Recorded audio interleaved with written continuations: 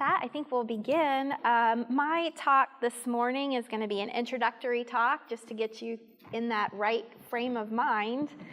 So why are you all here this morning? So we're going to touch on briefly the food laws in the United States that we are beholden to. So we'll talk about the new FSMA regulations and the Title 21. We're going to, delve into recalls. So the history of recalls, some trends that we're noticing and seeing in the industry, and which brings us to what we've been noticing with the Department of Justice as well, and then some challenges that we face. So with that, I'll just kind of dive on into it. So when we think about the food industry and we think about the division of roles and responsibilities, we think of us as the food producers, and what's our responsibility? Well, we're responsible to make sure that the food we put into commerce is safe for consumers to enjoy. And so that's essentially what is our biggest role. Government, on the other hand, they are in charge of setting those standards of what is safe food. And it's their job to make sure that you, as a food company, are meeting those standards. And so they're going to do that through conducting inspections. And if they see when they do an inspection that you aren't meeting those standards, they're going to take actions to ensure that you correct what you're not doing correctly. So that's essentially what divides us from them. Now, when we talk about our food laws, we essentially fall under the United States Code Title 21. If you didn't notice, that's one of the questions on the test. So there's your first answer. But under Title 21, gives jurisdiction to the FDA to enforce these laws. And so the one I'm going to focus on this morning is the food chapter. But FDA does have the authority for other products as well as drugs and devices, cosmetics, imports, and tobacco products. So they all get lumped under this particular code, and this code is actually in your binder as well. I think I saw it printed out in there. But so we're going to focus on the food chapter. But an important thing to note is that while we are being enforced by the FDA, many government agencies are responsible for public health, such as also the USDA, the CDC, and your state health departments, public health departments. So oftentimes agencies will have to work together in order to enforce the broader picture. So the food chapter. In this chapter, so prior to FSMA, you still had food regulations. And one of those important chapters was the adulterated food piece of it. So we as producers are not allowed to put into commerce a food that is adulterated. And whether it's intentionally or not, if it's adulterated, it's against the law to go into commerce. So, and I will touch on what exactly adulterated food means in another slide. But also the provisions for chemical pesticide levels can be found here. Registration of food facilities. So who has to register? Now, sanitary transportation is one of the new rules that came out with the introduction of FSMA. So that's one of the new rules that is in there. We had the reportable food registry before.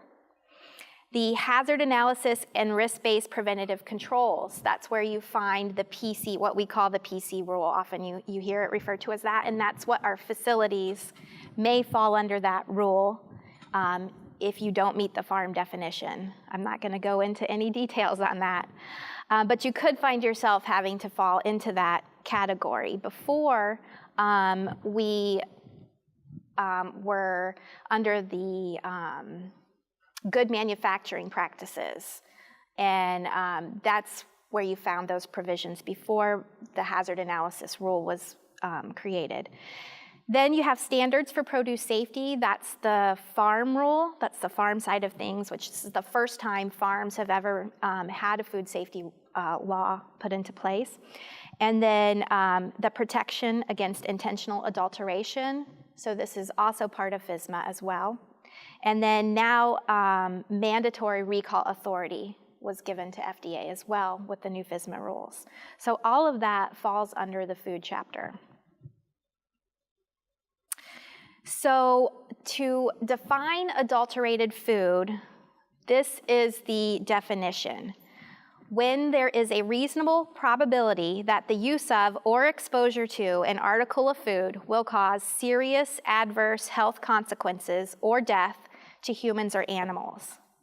And I highlighted the acronym there, the SACOTA hazard. The reason why I highlighted that is because this is the same language that you find in the PC, in the Preventive Controls Rule, most especially under the supply chain piece of that regulation. And the reason why I highlight that is because if you identify a hazard as a SACOTA hazard, then the default method for your supply chain control is an on-site audit. So this is the language that they're using, so I just wanted to kind of highlight it and make sure that you are aware of that. But how many people here have had some sort of HACCP training or familiar with HACCP? So, okay, many of you here. So they define these, they lump them into 3 different categories: the chemical, biological, or physical. And so when we talk about adulterated food, it could be any type of, it could fall into any one of those categories. So we're not just talking about, say, a human pathogen like Salmonella or E. coli. It could also be something like glass, or even an allergen would be considered a chemical adulterant. So just to give you the broad picture there. So what do you do if you suspect your food might be adulterated? Well, you need to report it in the registry. Now, this is just a screenshot of the FDA's website where you would go if you were to do that. And we have FDA in the room with us today who will go into a lot more detail about the steps you would take if you needed to conduct a recall. Okay, so the FDA takes all that information about foods that have been reported in the registry, and they created a report. So they summarized what most frequently was being reported on. And so how many of you here, any guesses as to what most commonly comes up in the registry as a hazard? Any guesses? Yep, allergens is, yep. So here, almost half of foods reported in there have to do with undeclared allergens. So this is also part of the reason why you see us moving from HACCP, which never really addressed allergens, into the PC rule. There's specific provisions in that rule that have you address hazards in your facilities specifically for allergens. So this report is one of the reasons why they did that. Here you can also see Salmonella at a quarter of reports. And so then you see Listeria at almost 20%. So Listeria is really creeping up there. And I'm sure you've noticed in the news, lots of recalls happen to be reported on Listeria these days. So it's kind of in our face a little bit. Recent recalls, so I did this search back back in October. Here I have Country Fresh and JML. Both of those had to do with Listeria. Reasons for recall had to do with Listeria. The green beans were frozen, and Country Fresh was fresh cut vegetables. Also, I don't know, has anybody heard recently the Sargento recall that just happened? So that's also through Listeria. And then on the other side, you had some really big recalls with Fresh Express and Man that they recalled due to the fact that they had a dressing that had an allergen in it, and their product wasn't labeled with that allergen. So I think the Fresh Express, it had to do with Caesar salad dressing and had egg in it, and they didn't label it. And so they had to recall something like 30,000 cases of product because of that. So expensive mistakes if you're not checking your labels.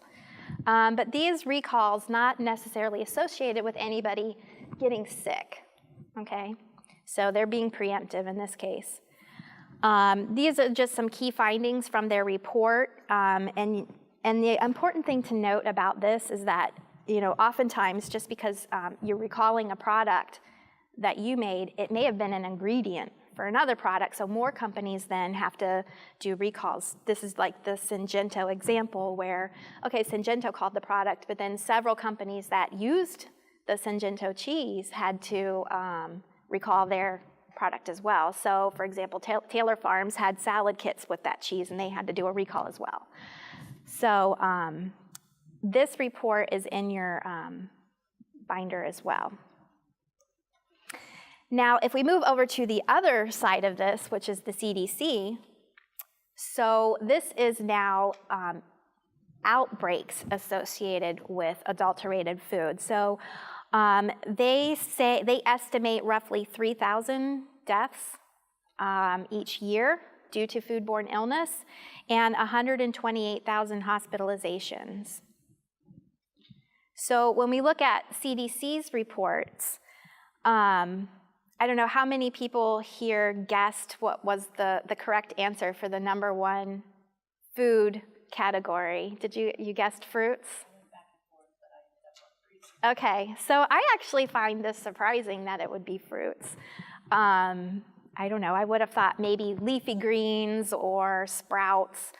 But what I like to highlight from this chart is that out of the top 5 commodities, 4 of them are fresh fruits and vegetables. So beef is number 3, but you had fruits, vegetable row crops, beef, then sprouts, and then seeded vegetables. So one of the reasons why you're all in the room today, right? Okay, and then if we look at this data from a different angle, and we look at it, outbreaks by illness, okay, so we noted the CDC's data matches FDA's data with the fact that salmonella happens to be high up there with 6,500 illnesses. The number of deaths, 8. But what I like to note is if you look at Listeria, which is the 3rd row, you can see that there are 271 illnesses, but the deaths are 57. So Listeria is a much more severe illness. And the sad thing about Listeria is it's our most vulnerable population that it attacks. So we're looking at pregnant women and the fetus. We're looking at, young children or the elderly or those that are, immunocompromised. So, and it's very severe if they come down with it, with listeriosis. So it's one of the reasons why we see it so often in the news now, because of the severity. So here's some recent outbreaks, multi-state outbreaks, one dealing with alfalfa sprouts, and this had to do with salmonella. I think there were 30 illnesses, no deaths associated with this one, at least last I looked at it. And then how many here heard about the Tropical Smoothie Cafe one? I actually learned about that one through Twitter, of all things. Some people were tweeting about it and wanting to know okay, I just had a smoothie, am I going to die? This was, what they're tweeting on, because people, they don't understand. But that was a hepatitis A outbreak, and that was linked to imported strawberries, so I believe from Egypt. But so it's interesting. We'll kind of touch on that in a minute about social media, how that now plays a role. So some challenges that we face. So we've noticed some trends with the Department of Justice and how they're handling these outbreaks. They're now investigating them, doing criminal investigations. We have social media, I just mentioned that, so we'll talk on that. And then I also want to highlight some new technology and how we, some concerns about that, or benefits concerns. We'll look at that. So these three companies, everybody aware of these three companies being in the news and concerns with multi-state outbreak. Okay, pretty well known. All three of these companies also under criminal investigation. And what I want to talk about is, the Department of Justice has come out publicly and said, this is a problem, and we're going to go after these big companies to set an example. So what they talked about was doing is looking at each, outbreak and determining, what level of intent was there. They're going to evaluate the seriousness of the offense. They're going to determine, okay, so people were sick. Were they just sickened, or did people die? How large a scale was the outbreak? So how many people had been affected? They're going to look at the deterrent effect of prosecution. So what they're going to look at is determining, if they're found guilty, what punishment, are they going to inflict to make sure other companies don't repeat this same process? Take this seriously so it doesn't happen again. They're going to look at who in the company was involved. How far up the chain did they know about the problem? So, they're in their investigation, they're not only going to look at that, but they're also going to look at to see the practices of the company. How seriously do they take food safety? For example, they may look to see what proportion of funding is given to the sanitation programs in the company. And they may look at trends. They may look to see, the company spent, a certain percentage of funding on their sanitation for the last 5 years, and all of a sudden they noticed it started to drop off. Well, maybe that's a problem. Why did it start to drop off? Did this cause this problem? So they're going to look at business decisions to see, how serious the company is about food safety. And then they spoke on, giving different scenarios as to how to make it a misdemeanor or a felony. And the best examples I can give, how many of you are aware of the Peanut Corporation of America?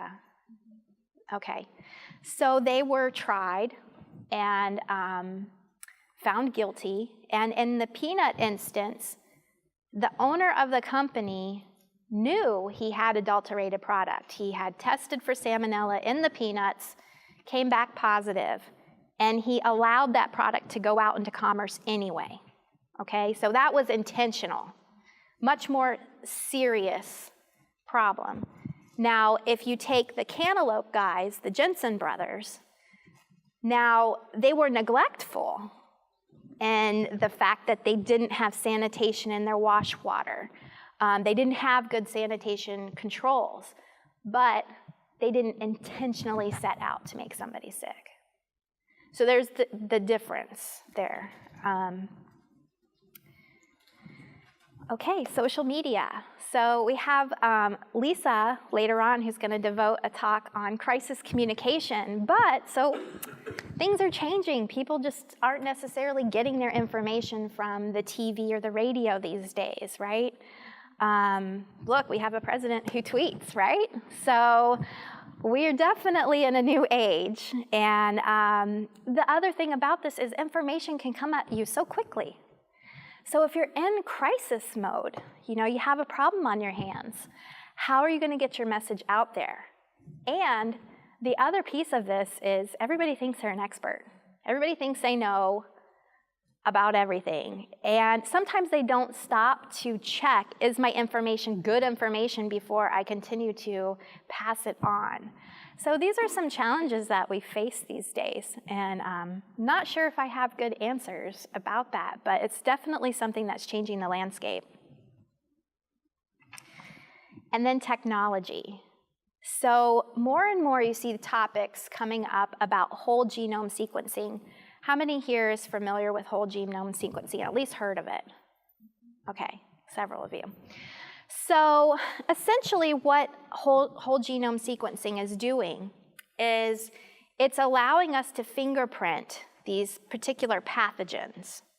And it's allowing us to link when somebody gets sick with a foodborne illness with environmental sampling, either product sampling or environmental swabbing when you get a positive swab for certain pathogens, and being able to link those two together based on their fingerprint.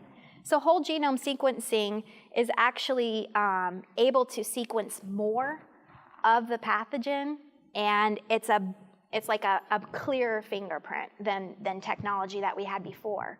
So not only do we have that, but we're FDA and CDC, they're compiling these databases to put all this information in there.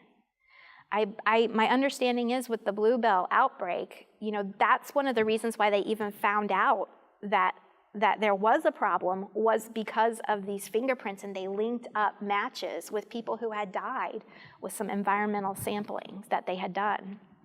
So that's where that came from. And so, with more data and more information, we might find this becomes more common now. Things that were falling through the cracks before now is getting picked up. So it's something that we're looking at. As a matter of fact, GIFSAN is going to be having a conference on whole genome sequencing at the end of May. So I'm very curious to see how this can play a role for us. There's been some talk of benefits to us being able to use it. Can a company use it to their own benefit by determining, okay, are these pathogens resident or transient?